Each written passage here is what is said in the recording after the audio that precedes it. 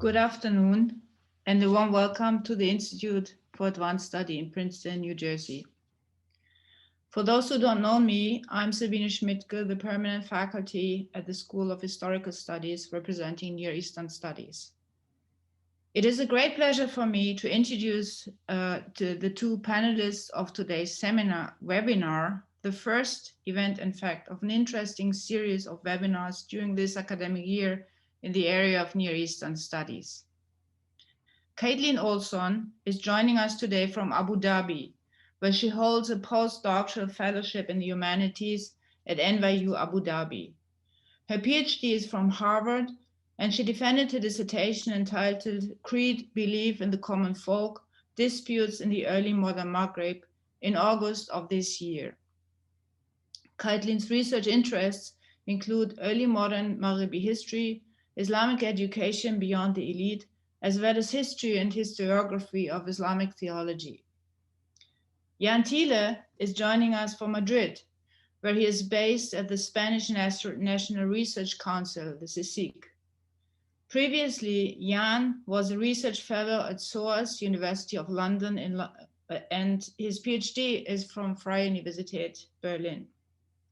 Jan's research interests encompass the history of systematic rational theology, kalam, transmission of ideas and texts in the Mediterranean and the Middle East, history of Yemen and especially Zaydism, and of the Islamic West. At present, Caitlin and Jan are collaborating on a 3-year project entitled Reason and Belief, Theological Debates in the Medieval and Early Modern Islamic West, one of its principal objectives being manuscript fieldwork, which they had to suspend due to the pandemic, but they hope to resume it once traveling again will be possible. Caitlin and Jan will speak for about 60 minutes about the topic Maghribi theology in manuscript, reason, belief, and the common folk. This will leave us some 30 minutes for discussion in the end. Please type your questions and comments by using the chat function addressing the panelists either during their talk or right after their presentation. And now, without further ado, I pass the floor to Caitlin and Jan. Wonderful. First off, thank you so much to Sabina for inviting Jan and I to be here today. And thank you so much to all of you for attending yet another Zoom webinar. We're very glad you're here. I'm going to begin our presentation with a brief illustrative anecdote. I spent the 2017-2018 academic year in Morocco, Algeria, and Tunisia conducting manuscript research for my dissertation, which focuses on theological disputes in that region during the 15th to 17th centuries. And I had a decent idea of the manuscript libraries and the sources in Morocco and Tunisia, but very little idea about Algeria beyond the National Library in the capital city of Algiers. So I landed in the port city of Oran, which is up in the northwest corner of the country, and I was able to meet with some very generous faculty at the local university there, and I kept hearing about the National Manuscript Center in Adrar, which is this city in the middle of the country marked here on the map. People kept saying, oh, the National Manuscript Center, the National Manuscript Center. And I thought, well, I need to go check this out. So I took a 14-hour overnight bus to get down to Adrar, which come to find out later, the local authorities were not terribly happy about, but I made it and was able to find the National Manuscript Center. It was initially a little underwhelming. The facilities aren't in the best shape. Like, I found a dead pigeon in the bathroom. But more than that, when I was able to meet with the director, she told me, oh, well, we don't have any manuscripts here. I thought, okay, regroup. All right. It turned out they did have several catalogs corresponding to some smaller local manuscript collections. So I looked through those, saw some promising titles, asked the director, is there any chance you could, help put me in touch with the people running these collections? And she said, oh, no, we have very poor relations with those people. Sorry, we can't help you. Okay, So ultimately, fortunately, with the help of some generous colleagues and locals in Adrar, I was able to make those contacts happen. And I ended up very unexpectedly and informatively finding manuscripts of writings by a 17th century figure in Morocco who features prominently in my research. And here's the copy of one of those manuscripts. So it turns out actually there are a lot of manuscript writings by this figure that have not been studied at all.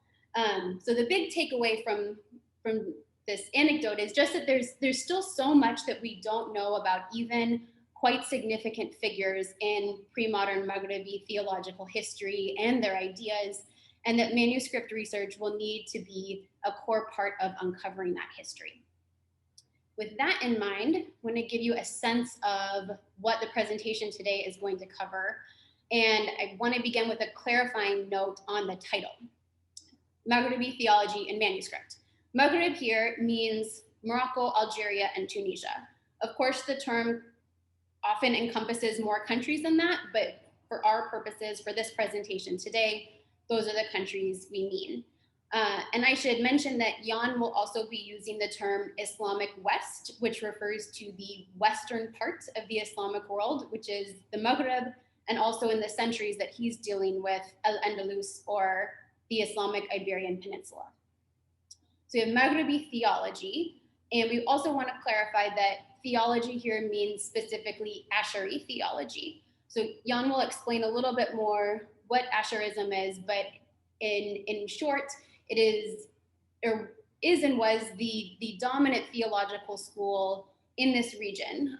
But Jan and I also want to be clear that it was never the only theological school. So of course, there has long been an Ibadi community in the region. So we certainly don't mean to deny the existence of other theologies. But again, for the purpose of this presentation, when we say theology, we mean Ash'ari theology.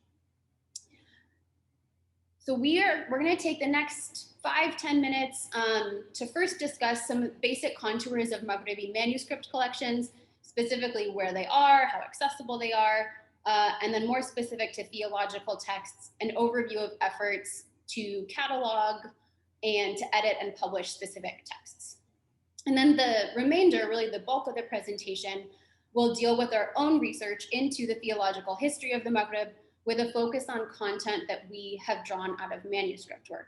So Jan will speak for about 15-20 minutes on Maghribi Ash'ari conceptualizations of religious belief, iman in Arabic, and the role of reason. And he'll be focusing on earlier centuries, so I think the 11th to the 13th centuries. And then I'll speak for about 15-20 minutes on ongoing discussions around belief, specifically the belief of the common folk, as these disputes occurred in the 15th to 17th centuries. And just to be clear, these are not fringe topics. These are both major intellectual trends that really only come into at least somewhat full view through drawing on manuscript writings. So turning then to these manuscripts, we might wonder, well, where are these manuscripts to be found? And one note to make right off the bat is they're typically not on the internet. So although there are certainly efforts to digitize manuscripts at libraries in the region, in my experience anyway, the people managing these collections are actually very wary of these digitized copies just being loosed onto the internet. So it's still quite necessary to go and visit the libraries oneself. Jan and I also want to be clear that, of course, we are not the first people to think about or to visit these libraries. And in particular, a big thank you and credit is due to Jocelyn Hendrickson and later Sabahat Adel for these very useful guides that they have provided to some of the main libraries in the region. Here we have a map of where some of the main libraries can be found.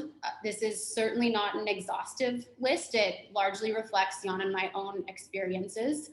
And something that I want to note and that you may be picking up on is that not all of these libraries are located in today's big cities. And their geographic distribution is actually, and in part, a reflection of which areas were historically important. So whether as sites along trade routes or as really as centers of learning and scholarship in their own right. And represented here, we have a variety of types of libraries, and researchers are going to have a variety of experiences working at them.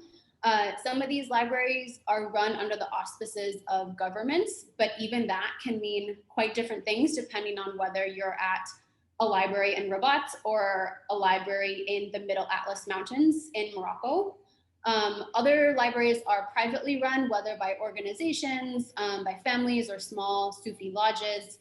The libraries marked here are mostly open to researchers, but there are also collections out there that exist, are cataloged, and are a little bit harder to gain access to. But when you are able to get there, you're also going to have sort of a range of experiences. Some places you'll be interacting with digitized versions of the manuscripts, or even, God forbid, microfilm versions. But in many places, at least in my own experience, you're actually handling the physical texts themselves. And with that, I'm going to hand it over to Jan to discuss catalogs, editing, and publishing. Okay, so to follow up Caitlin's previous account of the contours of Maghribi manuscript collections and their accessibility, I would like to give you now a very rough idea of the state of inventorization of manuscript collections. So the question is, what are the resources for us to know where to find what is relevant to our research? So probably you might immediately think catalogs, and of course that's true. Catalogs are a fundamental tool for our research, but not all collections are cataloged in their entirety, for example. Some collections are not cataloged at all, or other collections may have no published catalogs, but only inventories that can be consulted on site. So this means that we cannot possibly have a complete picture of the sources that survive. And this is something very important to keep in mind for our research, because it means that this is a field that is per se under constant revision. Now, having said this, it should be highlighted that the field has seen very important progresses in recent years, and these are actually efforts that are still going on. So in the following, I will highlight some particularly relevant resources for manuscript work in our more narrow field of rational theology and Ashari texts. For example, this catalog is part of the project that aims at producing a comprehensive catalog of the collection of the Royal Library in Rabat. So they decided to have the catalog ordered by thematic sections. And what you can see here is the catalog of only the Ashari texts that are held in the collections.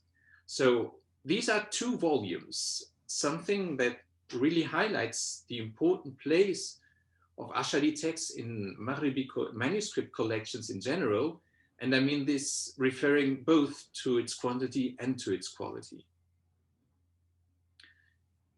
The author of the previous catalogue, Khalid Zahri, also published 2 historical overviews of Ashari literature. So on the left, you see here a 2 volumes work that covers only the literature that was produced by scholars in the Maghrib or in North Africa. And the other volume on the right is covering the literature from Al-Andalus. So these works, are, for example, or help us, or are meta catalogs for manuscripts, but not only that. So they are also inventories of printed editions, and they also list titles of work that have not survived.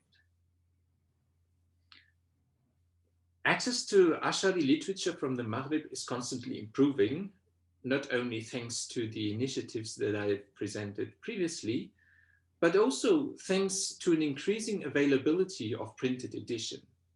There are some extremely prolific scholars in the Maghrib.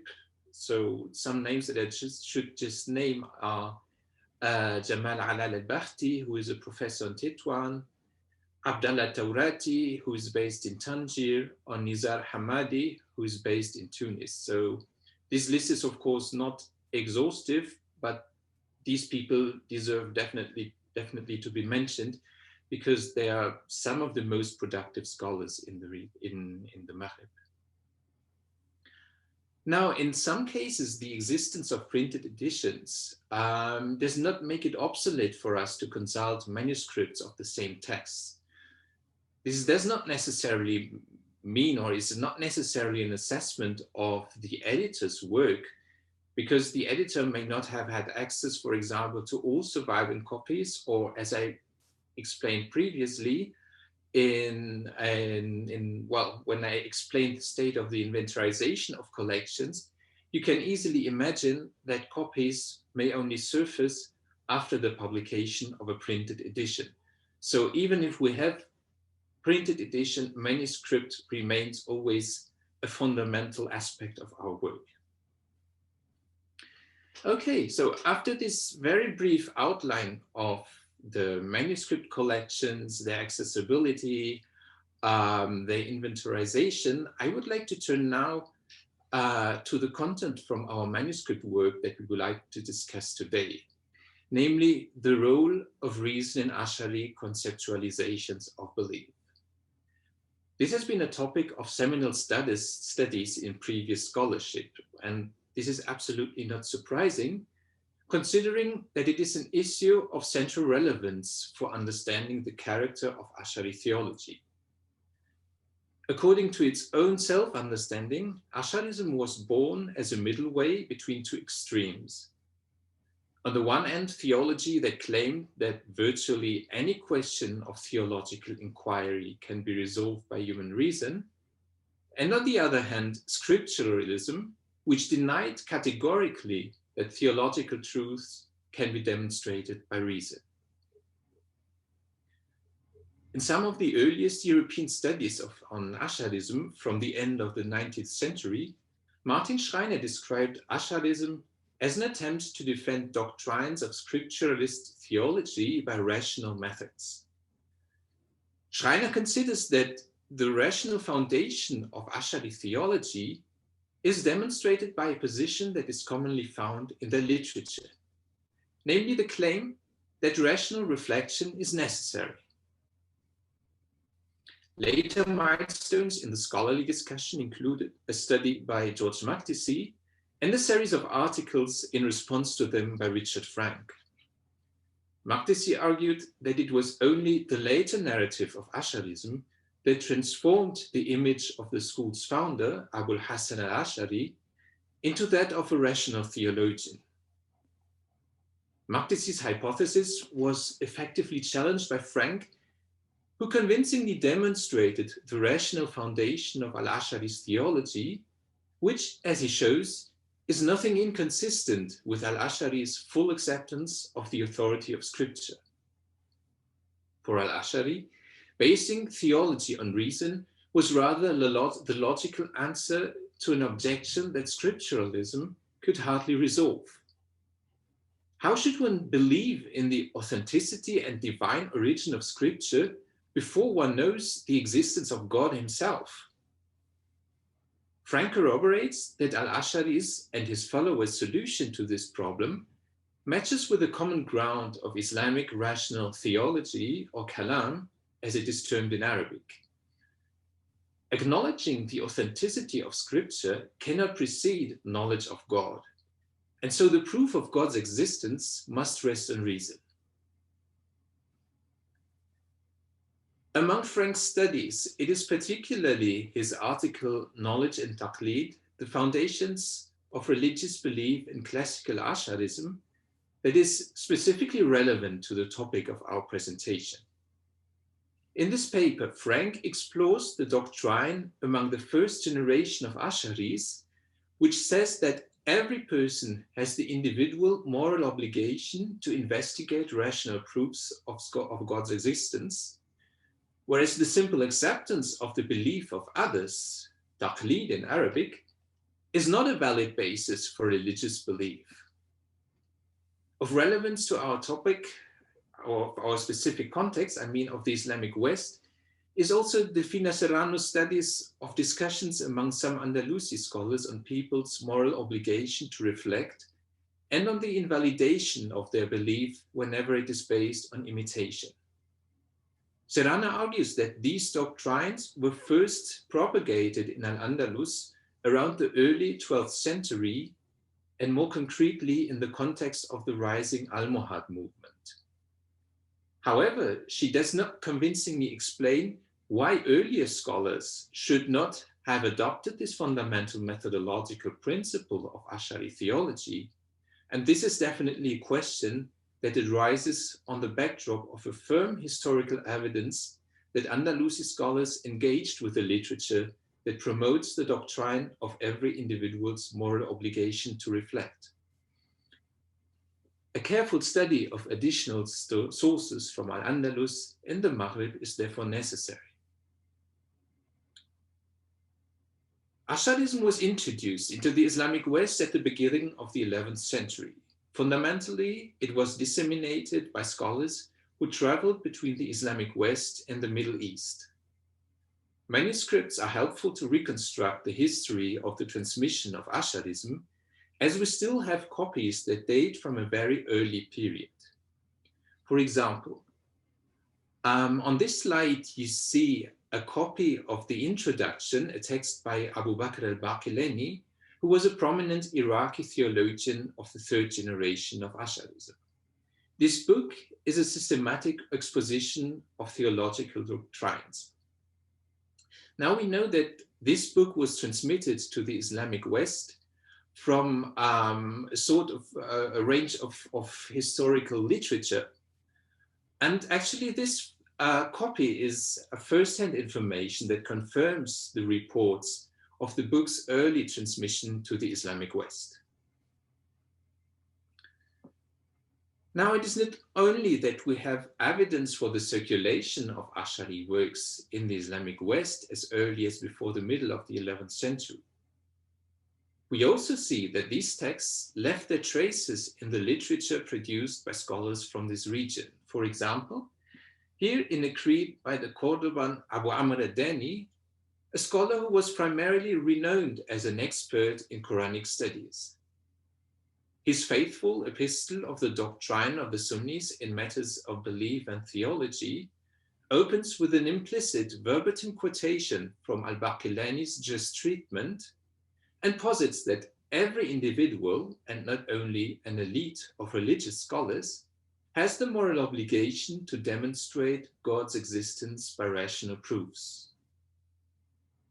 So this shows that as early as in the first half of the 11th century, we find echoes in Al-Andalus of the discussion whether belief is only valid on condition that it is based on judgments resulting from individual rational efforts. While Abu Amr ad-Dani's text contains otherwise little of a rational approach, we possess works of other scholars that testify to the adoption of Ash'arism in the Islamic West. The following outline draws on a selection of these works written by scholars who lived between the 11th and the first half of the 12th century and who were active in North Africa and the Iberian Peninsula. So first we have Abd al-Jalil ad-Dibaji and his commentary on al-Baqillani's The Introduction that was written in the 1050s. Second, his contemporary Abu Bakr al-Muradi, a scholar who found patronage and a privileged position under the Almoravids, that was a Berber dynasty that ruled over the west of North Africa and the southern part of the Iberian Peninsula. And we possess from Abu Bakr al-Muradi's pen his pedagogical manual on theology. Then we have ad-Dibaji's student, Abu Bakr al-Siqilli, who taught theology in Granada. We have Ibn Talha al-Yaburi, who dies in the 1120s, who taught mainly in Seville and wrote a pedagogical introduction to theology.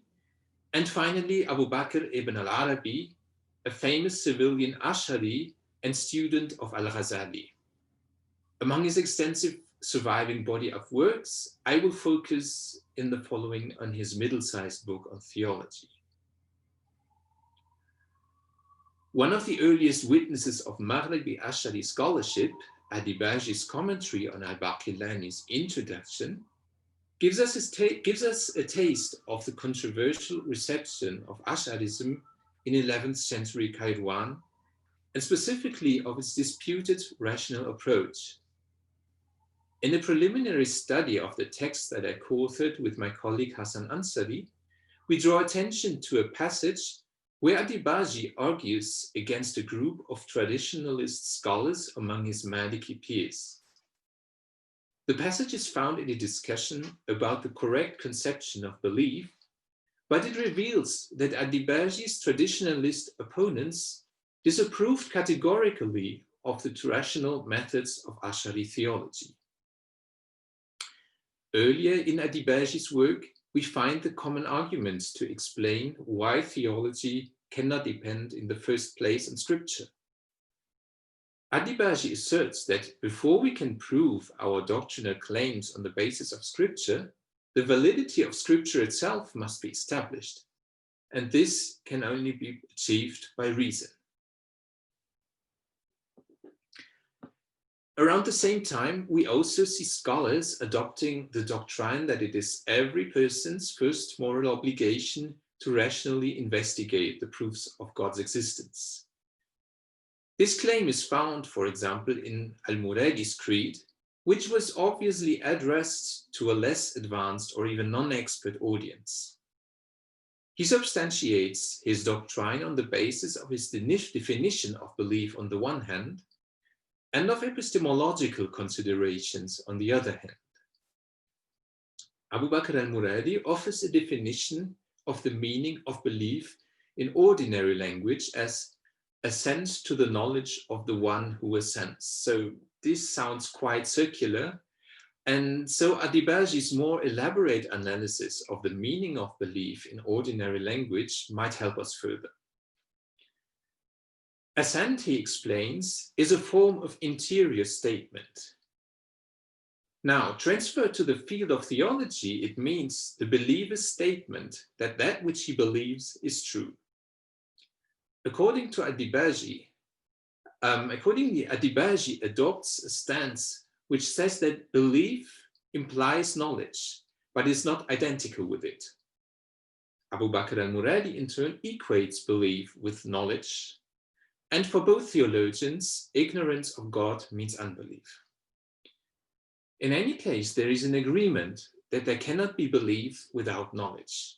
And this brings us back to the necessity to reflect.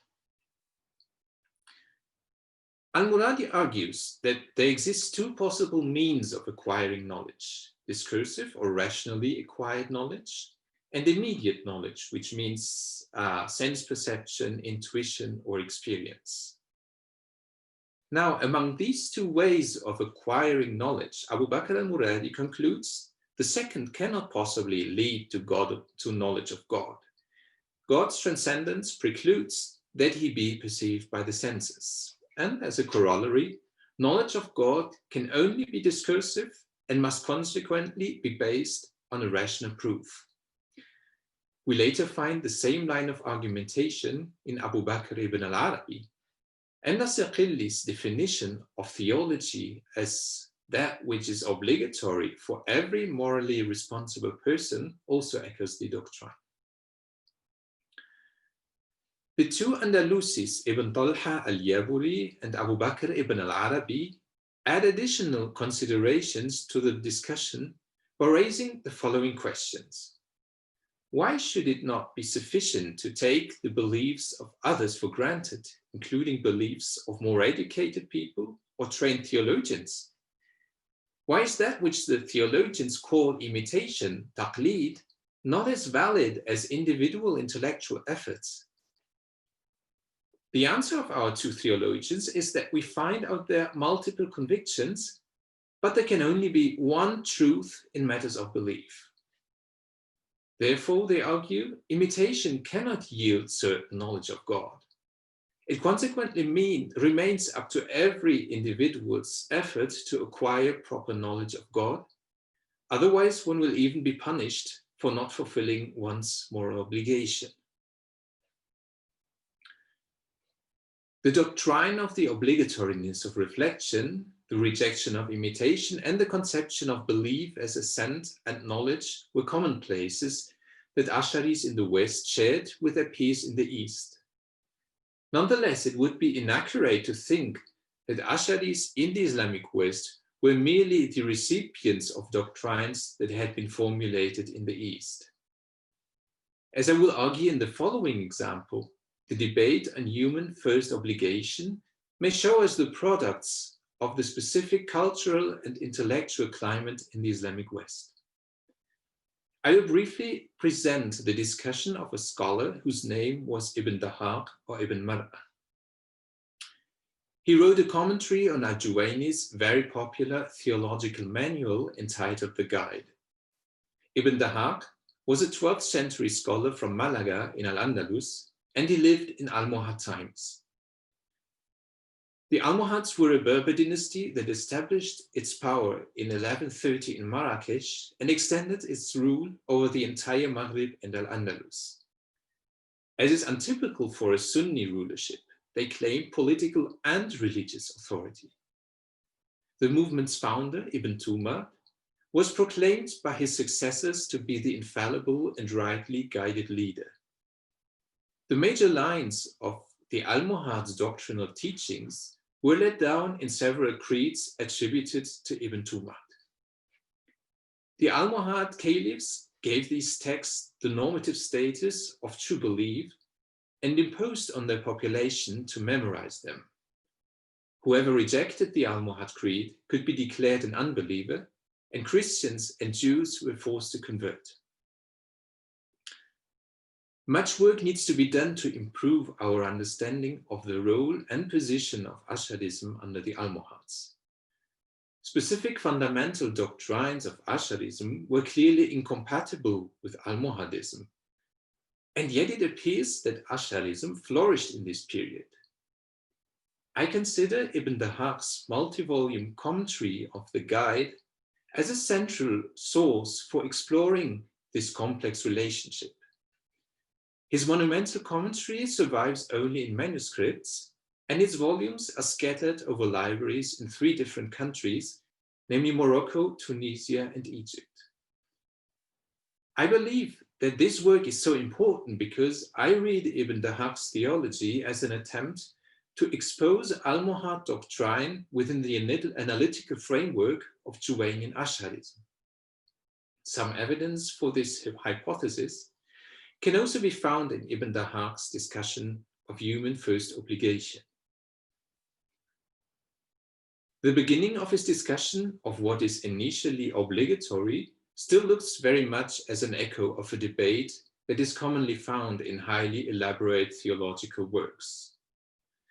Since it was undisputed that belief in God is an obligation, the reasoning behind this debate was to determine the precise prior conditions that lead to belief. Ibn Dahaq distinguishes between 5 stances that define the initial obligation as either outward profession, assent by one's heart, knowledge, reflection on God's creation, or intention to carry out all which preceded.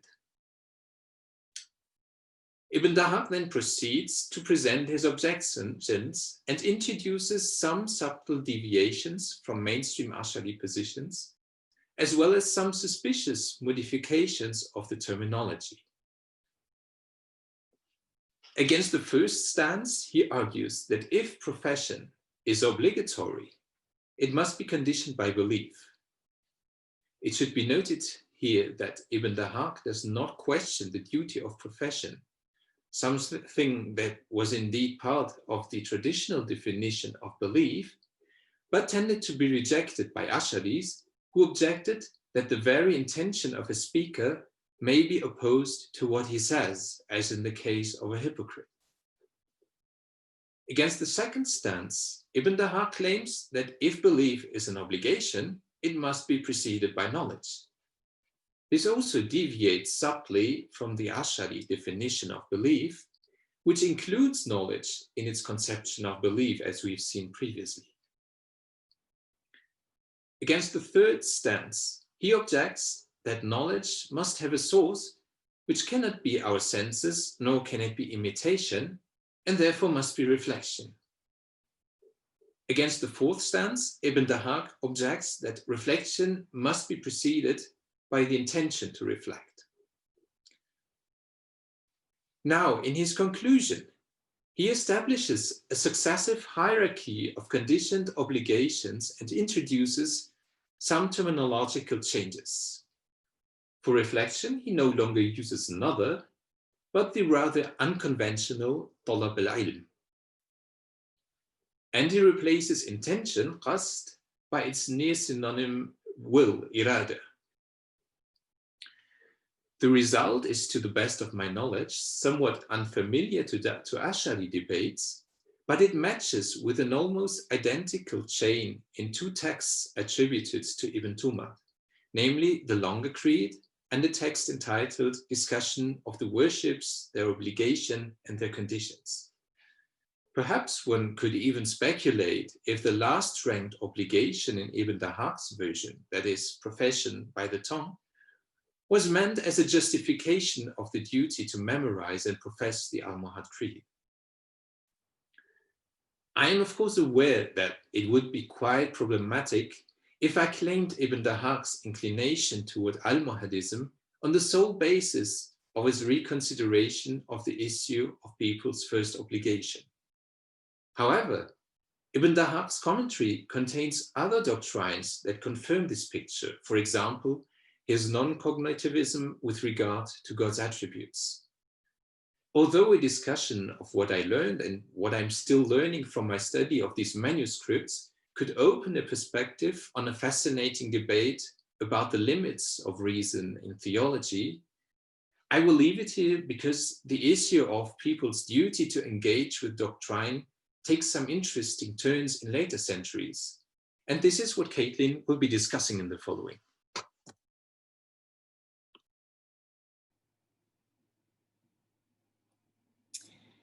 Given what Jan has just discussed, given the fairly sophisticated intellectual demands that the Ash'ari conception of belief made on people, we might well wonder whether Ash'aris expected such belief from all members of society.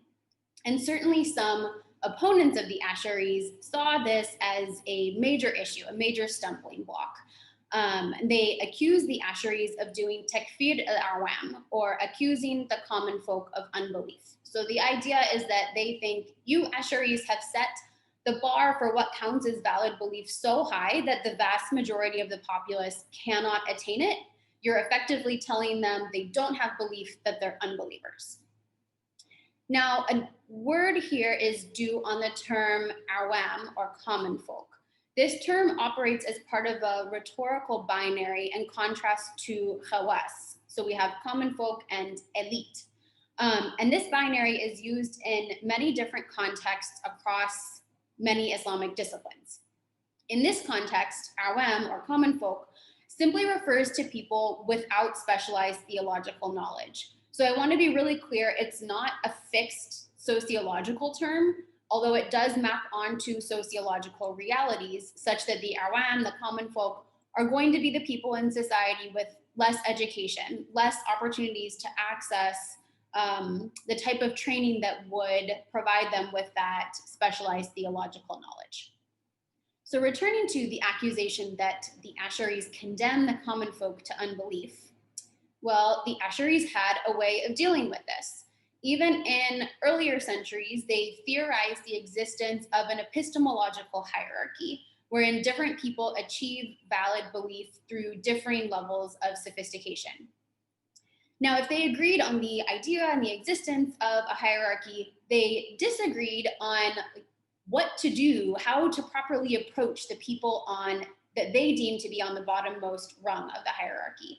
And it's disputes over this issue that really take off in the 15th to 17th centuries in the Maghrib, in part due to the influence of a 15th century theologian, Muhammad bin Yusuf as-Sanusi, who was notably adamant in his condemnation of taqlid, imitation, and in his insistence that all Muslims need to have a rational basis for their beliefs. So to give an idea of what disputes over this issue looked like and to introduce Sanusi's own stances on the matter, I'm going to begin this part of the presentation with sort of a quick look at Sanusi's approach to the belief of the common folk and contrast it with that of a rival theologian. And then I am going to jump forward about 2 centuries to the 1670s to discuss one of the main controversies that took place around this topic, and there I'll be drawing on manuscript writings. And one of the main points that I am aiming to make is that while Sanusi's writings and ideas were authoritative, their influence was not straightforward. But beginning in the 15th century, As-Sanusi and his rival Ahmed ibn Zakri were both born and lived their entire lives in the city of Tlemcen, which is in current-day northwest Algeria, and at the time it was the capital and a major center of scholarship. As-Sanusi was renowned for his piety. He was known for keeping his distance from political authorities, and he was also a prolific scholar who wrote in a variety of disciplines, but his special focus was theology, where he wrote a number of texts. He and his rival lived in Tlemcen. Sanusi was renowned for his piety, for keeping a distance from political authorities. He was also a prolific scholar who wrote in a variety of disciplines, especially theology, and it would really be hard to overstate just how popular and influential his theological writings become in later centuries, not only in the Maghrib, but also in the Sahel and beyond. His writings become a staple of theological education in these areas. Many later scholars write commentaries on them. And for example, when I was doing manuscript research and would arrive at a new library, open up the catalog, turn to the theology section, it would just be filled with copies of As-Sanusi's writings and commentaries on his writings. It would be a mistake, however, to portray As-Sanusi as some kind of uniquely great man in history. And this can be seen, for example, in the fact that his ideas were contested in his own moment, especially by Ahmed ibn Zakri. Ibn Zakri was the chief mufti of Tlemcen. He wrote fewer texts than As-Sanusi, but we do have 2 theological treatises from him. Now, as Asharis, these 2 scholars agree on the main definition of belief, largely as Jan put it in the first part of the presentation, namely as assent to the truthfulness of a core set of claims about the nature of God and the Prophet Muhammad. But the 2 scholars have different ideas about what to expect of the common folk, specifically with regard to reasoning. As I mentioned, Sanusi, for his part, was adamantly opposed to taqlid, to imitation, and this aspect of As-Sanusi's thought has been studied in a chapter in this recent book by Khalid Al-Ruwayhib, and indeed this passage here is Al-Ruwayhib's translation, but it nicely captures As-Sanusi's stance. So As-Sanusi writes, "The first duty incumbent before anything else on the person who reaches the age of maturity is to exercise his mind on what will lead him with certain demonstrations and clear proofs to knowledge of his Lord, and not to be satisfied with the lowly occupation of taqlid, for this does not avail him on the last day, according to many verifying scholars." Now, much as Sanusi was opposed to imitation, he didn't think that everyone would go beyond it with the same sophistication and depth. And this can be seen even from glancing at his theological writing. So within his theological corpus, we find this hierarchy of 5 creeds. Each text is shorter and simpler than the previous one, corresponding to appropriate audiences. So the long creed and the middle creed are for scholars. The short creed seems to be geared toward beginning students in theology, and the 2 shorter texts are for broader audiences. And what we find is that even the shortest creed, Al-Aqidah al-Hafida, or the granddaughter, contains simple logical syllogisms for each point of doctrine, each point of creed that As-Sanusi puts forward. but these syllogisms are not as complex as the ones in the longer creeds. As-Sanusi doesn't expect people to know all the sub-premises of the syllogisms or to be able to counter objections, for example. So we can see how he's modifying for different audiences. And I want to be really clear that As-Sanusi doesn't envision that people will be engaging in sort of freewheeling reasoning, thinking for themselves, but rather his demand is that people have a rational basis to creedal doctrine, that when they assent to the truthfulness, is it unstable again? We okay? No, it's good. It's good. I got a little message. That when people assent to the truthfulness of that doctrine, they at least have some minimal reason for that assent. So this is sort of where As-Sanusi places the baseline of the epistemological hierarchy. This is the floor, don't go below this point. Ibn Zakri, for his part, takes a different approach to reasoning and to the epistemological hierarchy. Ibn Zakri's approach consists in just exempting the common folk from the reasoning that goes into belief. So he thinks, yes, some people, the educated elite, are responsible for this type of exercise, but the injunction doesn't apply to everyone. And he has a couple arguments for this stance.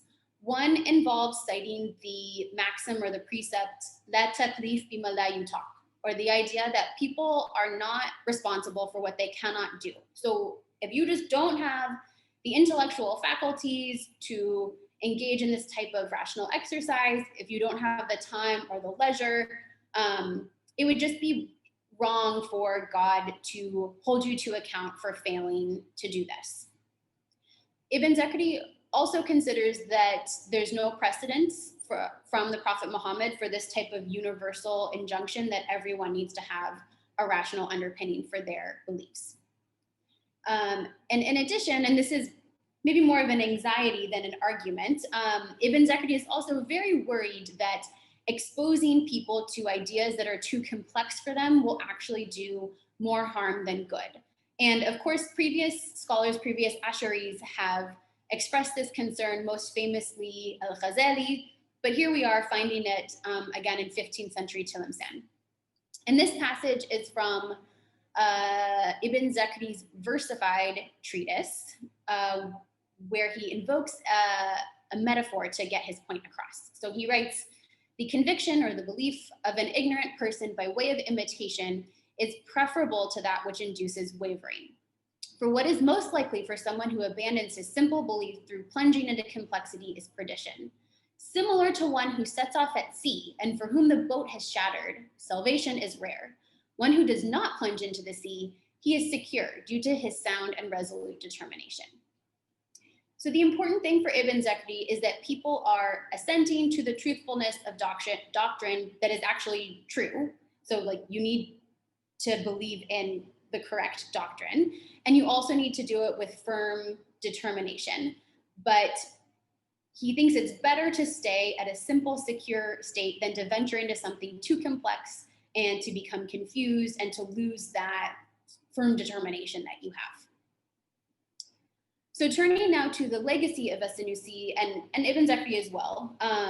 But as I mentioned, As-Sanusi's creeds in particular become immensely popular. And this is especially true of the short creed, which was the one in the middle of the hierarchy geared toward beginning students in theology. It's hard to know to what degree his writings actually spurred greater discussion over the belief of the common folk, but what we can certainly observe is that he becomes a key precedent for these later disputes. But this is not to say that later scholars hewed exactly to his stances.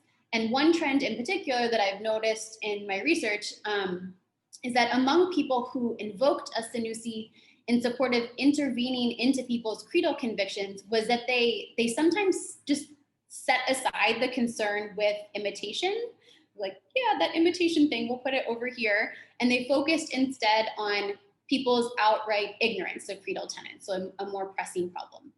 And this is the case in an episode that took place 2 centuries after As-Sanusi and Ibn Zakri, and that I will be turning to now. So this episode took place in Sijil Massa, It's marked with the red star down in the southeast here of Morocco. It's an oasis city, now in ruins, but at the time in the 17th century, it was an important stop on trade routes between the Sahel and the Atlantic and the Mediterranean. And the person behind this episode, the instigator of what became a big controversy, was a young man named Muhammad ibn Omar ibn Abi Mahalli. He was the nephew of a regional judge, and we can tell from his writings that from early on in his career, he seemed to be drawn toward ethical exhortation, so urging other people to do the right thing. And at a certain moment, he comes to be specifically focused on creed and creedal knowledge. And it's his writings that I found during the research trip to Adrar in central Algeria that I mentioned at the beginning of this presentation. I'm getting another message about unstable internet, but are we okay? Okay. And it's in one of these texts from central Algeria where Ibn Omar describes how he first came to be so worried about creed. And he dates this incident to the month of Ramadan 1079 or February 1669. And he writes, "The first thing that appeared was with regard to a person among us who had completed the Quran several times before that moment. One day he was reciting a prayer, and when he finished, he said, 'Gabriel descended with it to our Lord Ali, may God be pleased with him.' Then it was said to him, 'Is Ali a messenger?' And he said, 'Yes.' Then it was said to him, 'Who is your Lord?' And he said, 'Our Lord Muhammad.' So Ibn Omar is just horrified by this exchange. Ali is not a messenger. He's an important figure. He's the cousin and son-in-law of the Prophet Muhammad, but he's not a messenger. And Muhammad is certainly not God. So Ibn Omar is just appalled. He describes how in response, he began to question more people, those we know and those we do not know, he writes. And he's just continually shocked and horrified at the amount and degree of creedal ignorance that he claims he's uncovering. So to zoom out for a moment here, in part because all of Ibn Omar's writings remain in manuscript, historians have not written much of anything about him or his creedal campaign. However, on the basis of other historical texts that refer to this episode and that describe Ibn Omar as adducing a Sanusi in support of his positions, Ruwayhab, for example, has cautiously, and I think with good reason, assumed that Ibn Omar, like al-Sanusi, was preoccupied with imitation as an issue. But this is not the case when we get to read Ibn Omar's own writings. So he's very clear in telling us where his concern lies. And he writes, "Do not think that this person is the imitator over whom there is disagreement, as some erroneous people who do not understand the discourse of scholars have thought.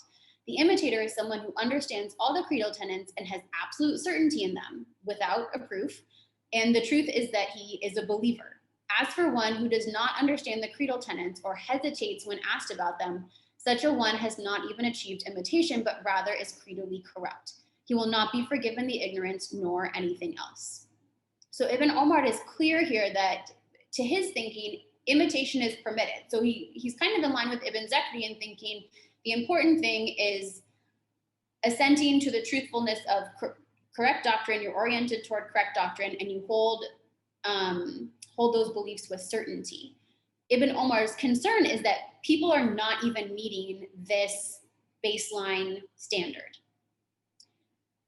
Notwithstanding his pivoting away from imitation as an issue, Ibn Omar, this is not to say that Ibn Omar is distancing himself from as-Sanusi. On the contrary, he's very committed to presenting himself as carrying on as-Sanusi's legacy. And one example of this is that he frequently cites as-Sanusi's many laments about the ignorance of his moment. So he'll say sort of classic things like, if things were so bad in the 15th century in as-Sanusi's time, you can just imagine how much worse they are in our own 17th century. And another, I think, more interesting example is the way that Ibn Omar positions himself and his project in relation to as-Sanusi's short creed. So Ibn Omar clearly has a lot of respect for the short creed. He considers it to be the key overview of creedal tenets in his moment. His anxiety comes from the fact that it doesn't seem like people have actually learned the text, even people who look like they should have. And he has several anecdotes to this effect. For example, the following. Then came another person reciting the short creed from a tablet with a rosary and in constant recitation of prayer. A group of people gave him the fitra, a charitable donation, thinking that he is knowledgeable. So we questioned him and found that he does not know that heaven and other entities were non-existent until God created them, among other errors. So this person who sure looks like they know and have studied the short creed, when Ibn Omar and his companions question him, it turns out that he's not familiar with something they consider to be a basic doctrine, that's covered in the short creed. This person should know this. So Ibn Omar's solution is to compose his own creed, which he describes as a step, sulam, to as-Sanusi's short creed. So he's not displacing the short creed, but rather complementing it, right? He's meeting the people in his community where they're at, sort of giving them that boost they need to get to the short creed. And for his own creed, he emphasizes how accessible the language and the content is. But he doesn't stop at composing this creed. He tells us also that he teaches the creed after the evening prayer from a mosque in Sijil Masa, and he mentions that among the people in the audience are those who are literate and those who are illiterate, so this seems to be quite a public lesson.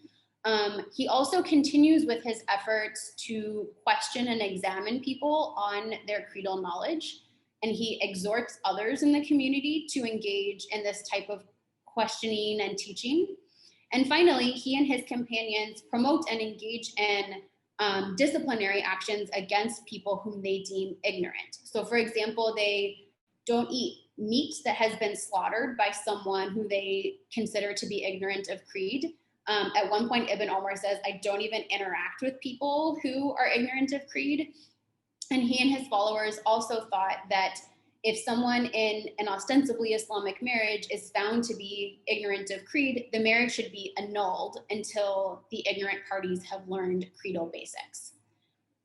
So unfortunately, I don't have time to get into too many more details of what I think is a really fascinating program, but I do want to be sure to note that every single one of these aspects came under severe criticism by some of Ibn Omar's contemporaries who had their own ideas about how to approach the common folk, more along the lines of Ibn Zakri, but with some other arguments in there as well. So just to wrap all of this up, one main idea that Jan and I hope to have imparted in this presentation is that there's still so much rich material about Maghribi theological history to be found in manuscripts. And specifically what Jan has so far found in his own work has to do with just how early discussions over belief and reason were among Ash'ari thinkers in the Islamic West.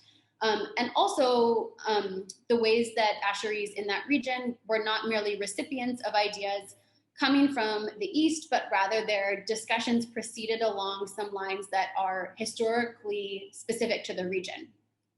And for my part, I hope to have shown that by looking at manuscripts, we can better appreciate the ways that discussions over the belief and over the belief of the common folk specifically were ongoing into these later centuries, that as-Sanusi's influence was significant but not determinative, and in particular that people could carry on his legacy while leaving off the concern with imitation and focusing on the pressing issue of creedal ignorance. So with that, thank you so much for your attention, and I think I'll turn it over to Sabina. Well, thank you very much, both of you, for this very rich and fascinating presentation. We already have some questions, which I'm going to read out in a second. And please, for everyone else, please continue putting them into the chat rather than the Q&A. But I've both open, so I'll see both just in case. So the first question we got was that one of the attendees is asking whether you can give any more details about Ibn Dahhak's life. I mean, especially the question was about scholarly itinerary, social profile, etc. So yeah, Ibn Dahhak, well, first of all, he was a scholar from Al-Andalus, more precisely from Malaga. So this is also why he has the Nisba al-Malaqi. Well, what do we know about him? Let's say that we know about him what he wrote in his monumental commentary of the guide. So the text that I presented here. Very recently, I have seen, thanks to Jose Belver on Twitter, that another treatise by him has just been published. So this is a treatise on God's beautiful names, so which is again related to God's attributes. So on the one hand, we know about his work as a theologian, as a Kalam theologian, as in the case of the commentary of the guide, and also of this newly published work, which I haven't seen so far, but which is most probably a work on Kalam. But he's also said to have been a mystic, which might make sense, for example, if we consider that he was the teacher of a quite, very well-known person, namely Ibn Sab'in, the person who wrote the Sicilian Questions. So this is a quite well-known treatise from that period. So yeah, he is sort of, I think his works, or what I've seen in his work on theology, the guide, the commentary of the guide, is really a person who is engaged with theology, and as I said, in a way that I interpret as a way of engaging with Ash'ari theology that comes from an Almohad perspective. But we have also this part of a mystic. Okay, thank you very much, Jan. Then another question which is both to both Jan and Kaitlin on their respective topics on the role of reason and belief of the common folk and authors. Do these authors only address other Ash'arites, and hence it is internal debate? Or is there any kind of mention of engagement with positions of Maturidis, Mu'tazilis, other theological groups on these issues, or any mention of ideas of Ibn Sina, other philosopher on any of these issues? And if not, would you view this manuscript evidence as further proof for the narrative that post-Ghazali Ash'arites were more inward-looking? And are there any explicit refutations of writers from the Islamic East, or is it always subtle reformulation? Jan, do you want to start, and then I can speak to mine? Yes, okay. Well, they engage with other intellectual traditions. So specifically for the earlier periods, engagement with Mu'tazili position was sort of commonplace. We see that, for example, in Adibaji's commentary on the introduction, he has actually a quite good idea about Mu'tazili theology, and something that is, I think, interesting, considering that, well, we don't know of any active Ash'ari school in this period, but it is quite clear that he was familiar with their thinking via the literature that came to the Islamic West, and possibly also via one of his teachers, who is said to have been an Ash'ari for a certain period of his life, and before he met with Baqillani and then traveled to the Islamic West. As I said, I mean, and I think Ibn Dahak is again the person that I would like to highlight as an example that really shows that scholars in the Islamic West do not just repeat what they heard, what they read about Ash'ari theology in the West, in the East. Because we see there, well, ideas that are really related to the intellectual and religious climate of the Almohad period. So definitely, I would not say that they're just repeating what they received from the Islamic East, and or sophisticating specific points that we also encounter in the Eastern Islam Ash'ari literature. Great. And then in the text that I'm looking at, I mean, there's sort of the offhanded references to Mu'tazili stances, but not, at these later times that Mu'tazilism is not really a live threat. In terms of other references, so Ibn Zakri, who is the rival of As-Sanusi, mentions Maturidi thought at one point, and for example, Taftazani, who I know is sort of on the border of Asharism and Maturidism, comes up a lot as a reference that people are making.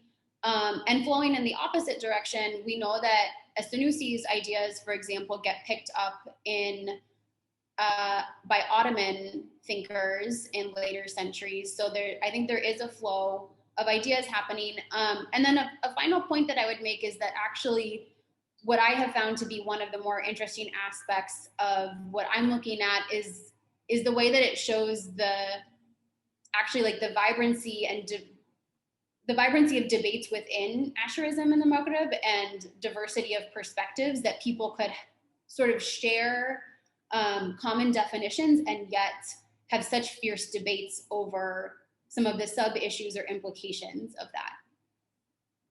Okay, thank you very much. A very specific, actually, we have two specific questions. Why not? I read them both, and then you can address them, whoever wants. First of all, it's about the statement about the Lord Ali and the Lord, our Lord Ali and our Lord Muhammad. And the attendee asked what is the origin of this statement? Is it Shi'i, or what do you make out of it? And the second one is a question to Jan, who spoke about the Kitab of Ibn Tumad, at least the ensemble preserved as such in the manuscript in the BNF, the Bibliothèque Nationale, RR 1451. And the questioner says that he can remember that it is a debated issue whether these writings can actually be attributed to him or not, or whether they could also be a product of the Andalusi philosopher. Okay, I guess I'll answer my specific question first. I think this is a great question. And I think it sort of gets at a broader question that I haven't really tackled directly, which is, these little glimpses that we're getting of, I guess, what we might call popular ideas. I haven't really taken stock of these little glimpses to think about what sorts of, what sorts of worldviews or ideas are they reflective of? And specifically this reference to our Lord Ali. Right, is this just meant to be emblematic of a slip up that someone made, or is it actually providing a glimpse into more common ideas that people had? I'm not exactly sure at the moment, but it's definitely a thread that I want to explore.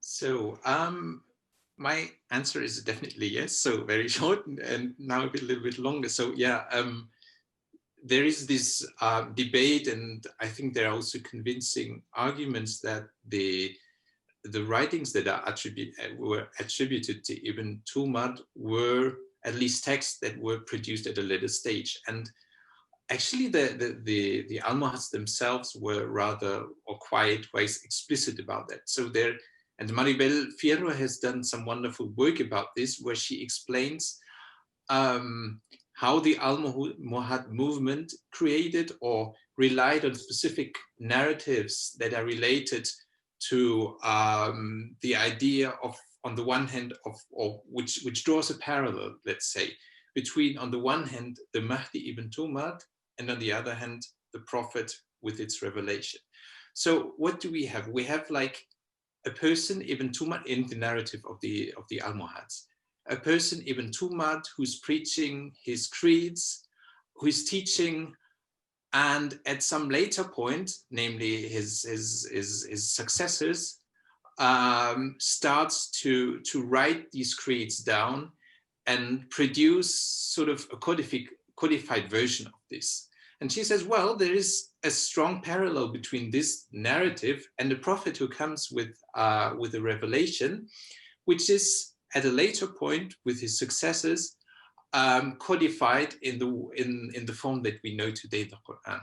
So there is this discussion, and I think there's also good evidence that the writings of Ibn Tumad, or that were attributed to Ibn Tumad, were possibly not written by him.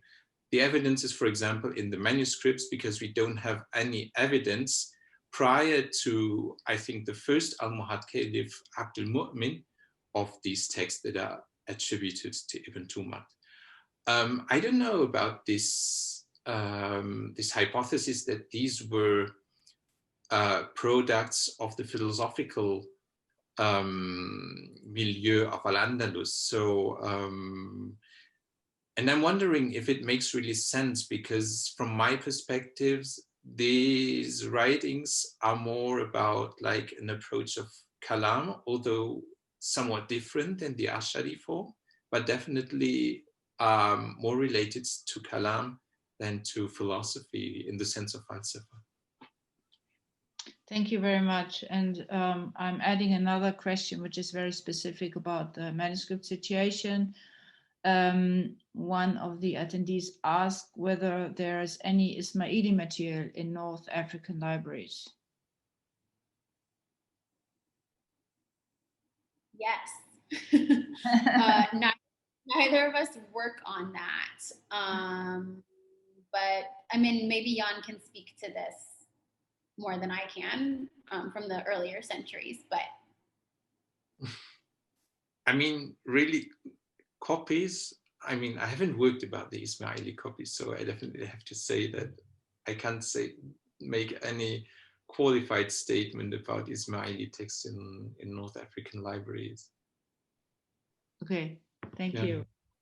Another question, what is the scholarship to date on the controversy between the advocates of rational training in basic theology and those who say that it is beyond the capacity of the common people and so is not obligatory? What did you say? What are the conversations today? What is the scholarship today on the controversy? That is a great question.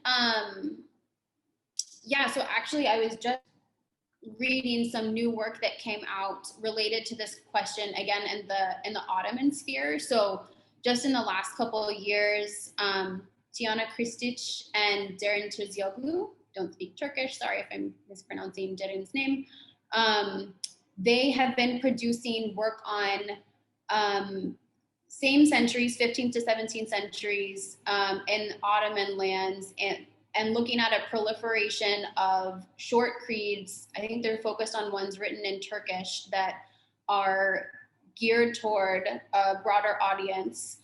And it looks like there's quite similar conversations happening among these Ottoman authors about, what do we do with imitation? Is it okay for people at sort of the bottom of this hierarchy to imitate? Is it not okay? What does it look like to know general proofs versus specific proofs? And how do we sort of enforce this teaching? So as of right now, as far as I know, there is this parallel scholarship happening in the Ottoman sphere, and I at the moment I'm not aware of scholarship focused on other regions, but it does, I think, raise a lot of questions about what's going on in the 15th to 17th centuries that we're seeing this proliferation in various corners of the Islamic world of short creeds and a concern with the belief of the common folk. Mm-hmm. Okay, thank you. Another question, which also reaches out to the Ottoman Empire, in fact. The question is, to what extent these manuscripts that were produced in the Maghrib were received beyond the Maghrib, especially since much of the material you have been showing is nowadays stored in Istanbul. I mean, to what extent did it have an effect also, or how was the exchange with the intellectual exchange with Ottoman scholars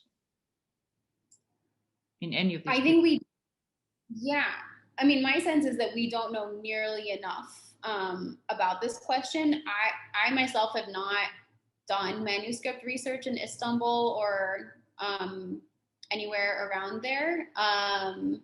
It would be really interesting to see. Like I mentioned, El-Sanusi, for example, is certainly cited, like specifically quoted by some Ottoman authors, so we know that his writings at least were making an impact. I mean, I think another really interesting question would be what types of exchanges are happening in Algeria. So like shortly after Sanusi and Ibn Zakri's death, you have the Ottomans moving in to that sphere. As far as I know, like we do start to have Maghribi texts in manuscript libraries dating from that time. And at least from the readings that I've done in the Moroccan collections, I haven't seen any signs that these Moroccan authors are aware of or worried about or really thinking about a Maghribi presence on their border. But I think this would be a really interesting question to pursue. Mm-hmm. Yeah, just to add, well, this is something that hasn't been studied really, or hasn't been studied at all, I think.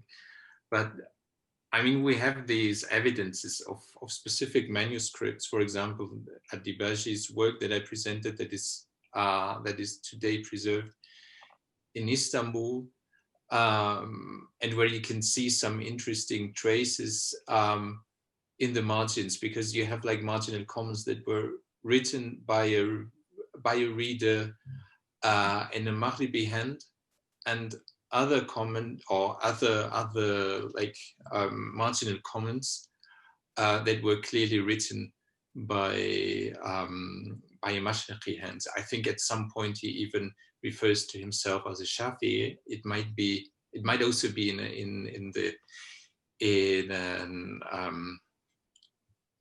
an ownership mark. But in any case, so this would, for example, be a text where we see, okay, that scholars probably from the Ottoman world enter into conversation with these texts. We also have, I think, well, there's only one person where I think we can see that it has a greater impact, which is one of the Sakunis, Abu Ali as-Sakuni. He was a scholar from the late 13th, early 14th century. So it is interesting that several of his works, specifically his refutation, I think, of the Mu'tazili aspects in the commentary of the Quran of Zamakhshari, is preserved in a number of copies that were produced in the Islamic East, and I imagine also in the Ottoman Empire. So, but these are only examples, but that rather show that we really need to research this in greater detail to say anything. Mm-hmm. Thank you. I have several questions where people ask you to relate what you have been discussing to the presence of Malikism. And I think the most representative question, I read it for you: should not the Maliki debates to be taken into consideration when looking at the issue of Taqlid? Since Malikism was at its peak in the time of Sanusi, and a substantial part of his works gets integrated into primers of fiqh, such as the Murshid al-Mu'in? Yeah, I can answer that. Well, first off, the Murshids, as I understand it, is not exactly a fiqh text. One thing that also turns up in the Ottoman sphere and that I've observed in my own research is that there start to be this new genre of primers, so like introductory works that they begin with a section on creed, and then they have a section on, I think, mu'amalats, like ritual acts of worship, and then sometimes a third section on Sufism. So I would be really interested to know if references to Sanusi are turning up in the second, more like fiqh worship sections. Certainly he's referenced in the opening parts of Murshid al-Mu'in, but that's really a creed discussion. And zooming out a little bit to the question of Malikism and Taqlid, I have not read as many fiqh texts, but my understanding of the discussion around Taqlid and Maliki works and in fiqh works in general is that it's situated in opposition to ijtihad, right? It's like really a different type of discussion. It's more about, as I understand it, what's expected of different ranks of scholars, whereas in the creed discussions, Taqlid is more, well, it's like kind of a concern for everybody, but it's really this question about the baseline and the common folk. So it's the same term. I'm sure there's, some kind of conceptual overlap there, but I also think it's worth sort of disentangling what's going on in the fiqh sphere and what's going on in the creedal sphere. Mm-hmm. Thank you. Then we have two questions, one for you, for each one of you. One question is about the demographic proportion of Ash'arites against Ibadis during the time of Sanusi. And related to this, the question whether Sanusi and Ibn Umar were also read by Jews in the same region. And specifically leading to another question to Jan, whether you know anything about Judeo-Arabic texts in Moroccan, Algerian, or Tunisian libraries discussing questions of taqlid, etc., or other thing theological. To start with, I can't speak too much to Ibadi Ash'ari demographics, so I'm not going to venture even, I guess, but the work of Paul Love is very helpful with regard to the Ibadis in the region. I don't know if other groups like the Jewish community were reading a Sanusi and people like Ibn Omar. I mean, it would be fascinating if they were. I would love to know about that. I know that Sanusi's writings and sort of spin-offs on his writings, I think they turn up in sort of pivoting to Jan, turn up in a Spanish text, like they're sort of drawn on in polemics in, I want to say, Tunis. So it does seem like there's a reach, and it certainly has been observed that Sanusi's writings are translated into many languages. And I was going to add earlier, if we're thinking about circulation of these texts into the Ottoman sphere, it's also really worth emphasizing the degree to which they circulated southward into the Sahel. So not just West Africa, but kind of the entire band around the Saharan desert. So they're translated into local languages there. And then Ash'arism and Sanusi's ideas also make their way over to the Malay archipelago and are translated into languages there. So there's certainly a wide dissemination, but I'm not sure specifically across religious boundaries in the region what's going on.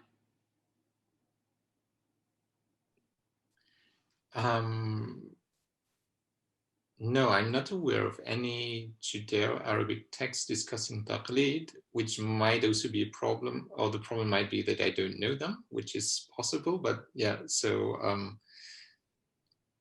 at least I didn't encounter anything in catalogs of the manuscript libraries that I've checked. So I don't know. I mean, what I was really immediately thinking about when the question was asked, but Caitlin also already mentioned it. What goes in this direction are, of course, the Morisco text, the Morisco translations, and primarily the Morisco translations of As-Sanusi's creeds, which discuss the question of taqlid, or the discussion of human first obligation, etc. So just for those who are not familiar with Morisco, so these were actually the population, the Muslim population that were at some point forced to convert on the Iberian Peninsula, and later were expelled from what became then Spain. So, and actually there was an important community of Moriscos in Tunis, and this is also where we find these debates in manuscripts. Mm-hmm. Thank you. There's a very specific question to Caitlin. Do you know perhaps also some prominent theologians and their topics from Kairawan and Sfax in the second half of the 16th century, the Common Era, and publications about them? Very specific. Not specific to that time period. There is, I'm going to get the details on this wrong, but there's a commentary on one of Sanusi's texts, maybe on his middle creed, by someone with the Nisba Sfaxi, that I think has been published at least in lithograph, but I don't know of any studies on this, and I think it dates to the 17th or maybe even 18th century. So I can't speak specifically to that time period. Mm-hmm. Thank you. A very specific question for Caitlin, and a more general question for both of you. First for Caitlin. When you were in Sijil Masa, did you find any connections to the Zawiya Nasiriya in Tamgrud, for example, for Ibn Omar? I'm just starting my research on the library there and wonder if you can find Asharite materials here as well. Yes, great question. And yeah, I did not, I left out this detail. Ibn Omar, we know, did study at the Nasiriya Zawiya in Tamgrud. So for people who don't know, it's just to the south and west of where Sijil Masa is. It was a major stop on trade routes, a major commercial center, a big Sufi lodge, and a major center for scholarship during the 17th and into the 18th centuries. And it still has a really wonderful manuscript library there. So I did go there as part of my research. They have a sort of pesky regulation that you can only make copies of, I think it's 3 texts. So it's like, choose your most precious ones that you're interested in seeing and hope you're choosing correctly, that they turn out to be interesting later. But there are absolutely Ash'ari texts there, and there's a catalog that you can get your hands on it, will give you information about that. Thank you. We have actually a partial answer to one of the questions we had before, in the sense that Muhammad bin Ahmad al-Muqni, who died 1101 of the Hijra, Mufti of Tripoli, he has a refutation of Ibadism, Shukr al-Minna fi Nasr as-Sunnah.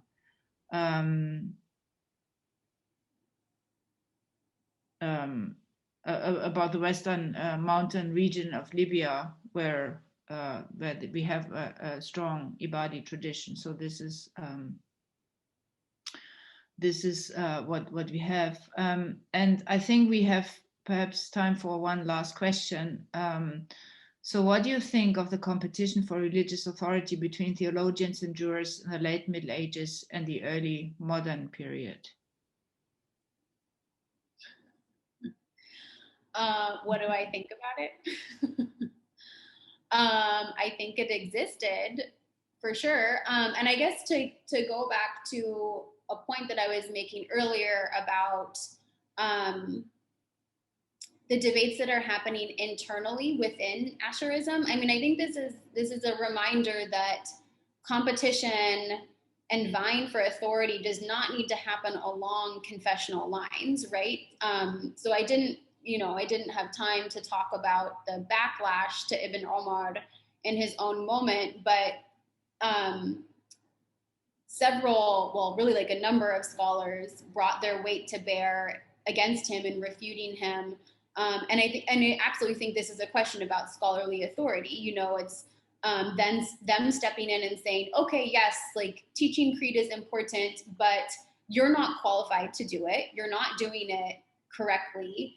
You know, we are the ones who know how to do it correctly.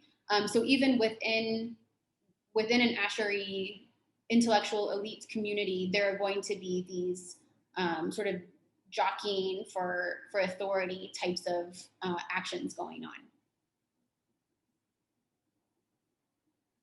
Okay, thank you very much. I still have a lot of questions which we cannot address right now.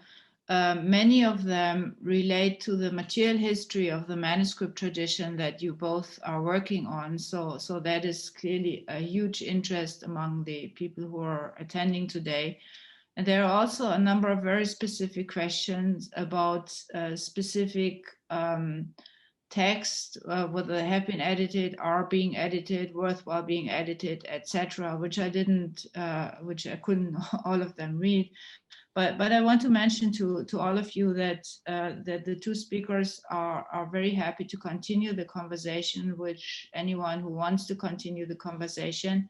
And we just have in the chat one link to the project the two of you are currently doing, and we will send out more tomorrow about some of the work you have been doing and are being doing. So look out for interesting links for Caitlin and Jan's work.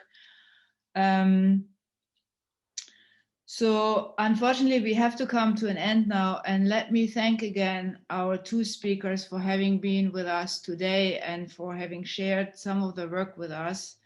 And to all of you for having joined us today. Please do stay tuned in for upcoming Near Eastern Studies events over the course of this academic year. And again, you have the link and you will again receive it tomorrow.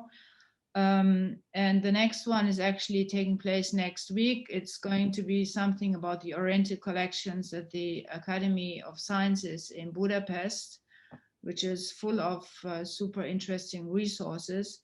And all the other events are listed again on the website, where again you will receive the link, and you can see the link on the screen here.